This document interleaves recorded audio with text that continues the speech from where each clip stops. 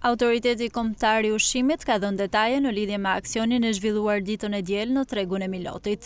Në njoftimin për shtyp, AKU bën me dije se Drejtoria Rajonale Lezhë ka realizuar një kontroll zyrtar në tregun e Milotit bazuar në urdhrin e Drejtorisë të Përgjithshme për kryerjen e monitorimit të këtij tregu.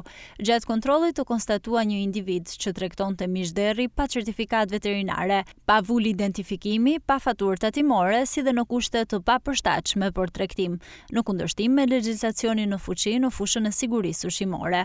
Në vijim të këtyre konstatimeve, u bë bllokimi një sasie prej 75.8 kg mishderi, për të cilin numëron masat e asgjësimit në prani të autoriteteve kompetente. Njëkohësisht ndaj subjektit përgjegjës u aplikua masa administrative me gjob, sipas legjislacionit në fuqi. Autoriteti Kombëtar i Ushqimit siguron konsumatorët se masat janë marrë me njëherë dhe me efikasitet maksimal, me qëllim parandalimin e çdo rreziku që mund të lindë nga tregtimi i produkteve ushqimore jashtë standardeve ligjore.